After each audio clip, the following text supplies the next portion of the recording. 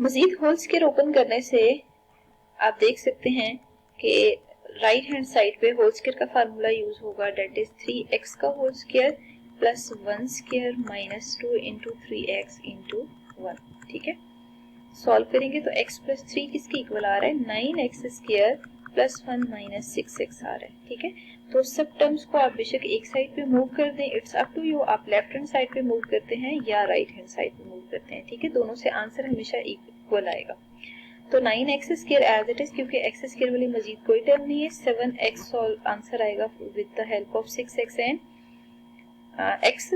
फिर आप देख सकते हैं -2 इक्वल टू 0। अब हमने दो ऐसे नंबर लेने हैं जिनको मल्टीप्लाई करें तो -18 आए, ऐड या सब्ट्रैक्ट करें तो मिड टर्म आए। तो 9x square minus 9x minus 2, यहाँ पे प्लस 2x लेंगे। ठीक है, क्योंकि हमें यहाँ पे सब्ट्रैक्ट करना है, तब आंसर 7 के इक्वल आएगा।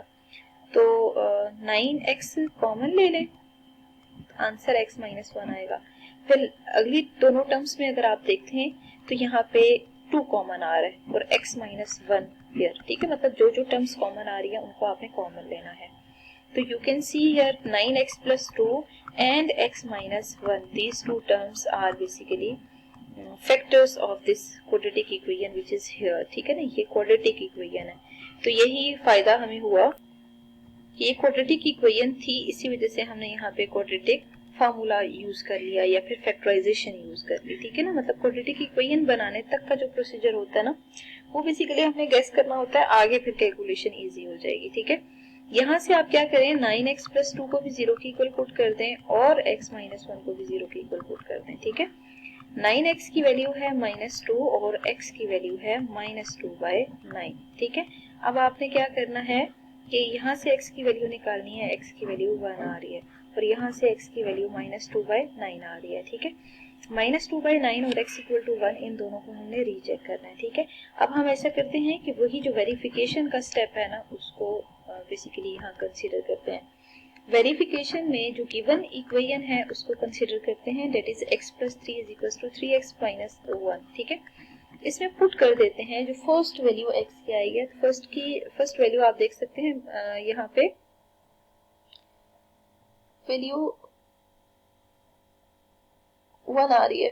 ठीक है, तो put x equals 1 here. 1 put करने से क्या बेनिफिट होगा, 1 प्लस 3 इक्वल्स 3 इंटू 1 माइनस 1। ठीक है, स्क्वायर रूट ऑफ 4 और यहाँ पे 3 माइनस 1 इज 2, तो 2 इक्वल्स 2 आ रहा है विच इज ट्रू।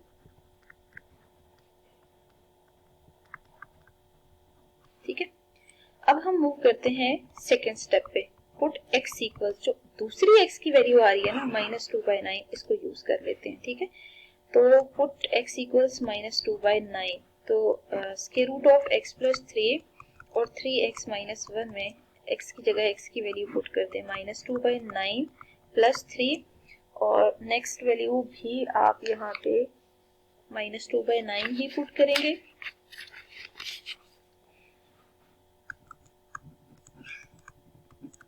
और यहाँ -1 आ रहा है। ठीक है, अब आप देख सकते हैं कि 9 3 ज़ा 27 और यहाँ पे -6/9 -1 आ रहा है। ठीक है, तो 25 डिवाइडेड बाय 9 और यहाँ पे आप -6 -9 डिवाइडेड बाय 9 में। ठीक है, तो 5/9 आंसर आ रहा है और जो नेक्स्ट 3x माइनस 1 से आ रहा है सोल्यूशन -15/9 आ रहा है। ठीक है, -15/9 को अगर आप सिंप्लीफाई करते हैं ना, तो हमें जो वैल्यू मिल रही है इधर 5/3 मिल रही है और यहाँ पे जो वैल्यू मिल रही है -5/3 आ रही है। ठीक है, क्योंकि देखिए नेगेटिव साइन है ना, तो नेगेटिव साइन की वजह से -5/3 आ रहा है। तो देखिए 5/3 इज नॉट इक्वल टू -5/3, तो विच इज नॉट ट्रू। ठीक है, अगर ये ट्रू नहीं है ना, तो यहाँ से हमें कंफर्म है कि जब हम सोल्यूशन सेट लिखेंगे तो उसमें जस्ट वो वैल्यू हमने लिखनी है जो कि इक्वेशन को सेटिस्फाई कर रही है। ठीक है, और जो -2/9 है ना, उसको आप लिख दें एक्सट्रेनियस सोल्यूशन में।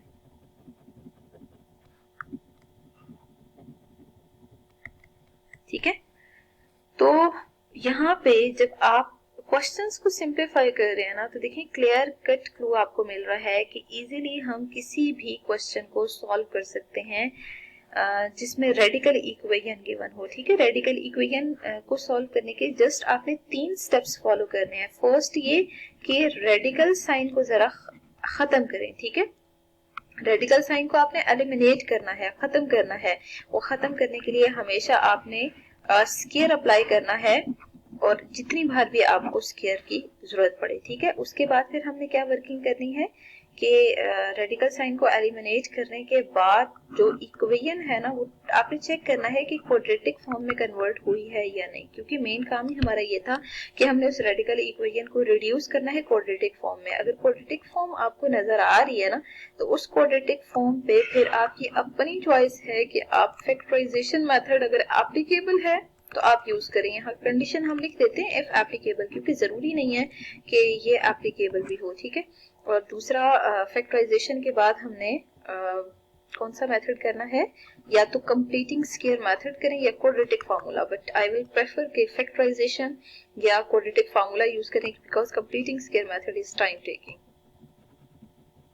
ठीक है, या फिर आप यहाँ पे क्वाड्रेटिक फार्मूला यूज कर लें। ठीक है, क्वाड्रेटिक फार्मूला यूज करने के बाद आप देखेंगे कि डायरेक्ट हमें x की वैल्यूज ही मिल रही होंगी। तो बेसिकली हमारी वर्किंग तो यही थी कि हमने x की वैल्यूज फाइंड आउट करनी है। x की वैल्यूज फाइंड आउट करने के बाद ना लास्ट स्टेप आपने वेरिफिकेशन का करना है। ठीक है, वेरिफिकेशन के बाद फिर अगर जितनी भी वैल्यूज अपीयर हो रही हैं वो सारी की सारी सेटिस्फाई हो रही हो तो सोल्यूशन सेट में लिख दें, और अगर वो सेटिस्फाई ना हो रही हो तो उसको फिर आपने अलग से एक्सट्रेनियस सोल्यूशन में लिख देना है।